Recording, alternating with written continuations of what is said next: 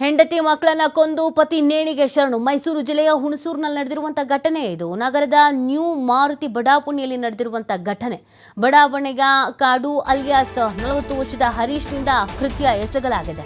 ತಾಯಿ ಹಾಗೂ ಹೆಂಡತಿ ಮಕ್ಕಳು ಒಂದೇ ಮನೆಯಲ್ಲಿ ವಾಸ ಆಗಿದ್ರು. ತಾಯಿಯನ್ನ ಅಜ್ಜಿ ಮನೆಗೆ ಕಳಿಸಿದ್ದ ಕಾಡು ಹರೀಶ್ 3 ದಿನಗಳ ಹಿಂದೆ ಅಜ್ಜಿ ಮನೆಗೆ ಕಳಿಸಿದ್ದ.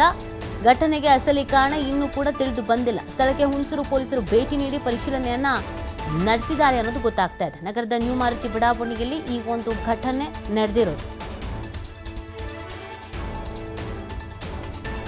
ಹರೀಶ್ನಿಂದ ಈ ಒಂದು ಕೃತ್ಯ ಎಸಗಲಾಗಿದೆ. ತಾಯಿ ಹಾಗೂ ಹೆಂಡತಿ ಮಕ್ಕಳೆಲ್ಲ ಒಂದೇ ಮನೆಯಲ್ಲಿ ವಾಸ ಇದ್ರಂತೆ.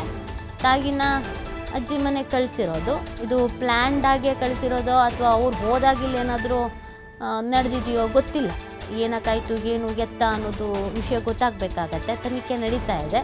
ತನಿಖಾ ಸಂದರ್ಭದಲ್ಲಿ ಸತ್ಯಾನುಸತ್ಯತೆಗೇನು ಅನ್ನೋದು ಗೊತ್ತಾಗತ್ತೆ.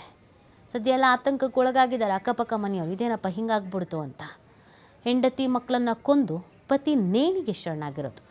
ಕುಟುಂಬದಲ್ಲಿ ಏನಾದರೂ ಸಮಸ್ಯೆ ಇತ್ತಾ ಅಥವಾ ಏನು ಪ್ರಾಬ್ಲಮ್ ಆಗಿರಬಹುದು, ಮಾಹಿತಿ ಸಿಗಬೇಕಾಗತ್ತೆ.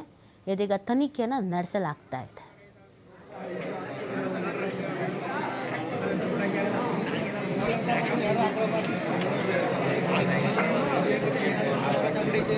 Thank you.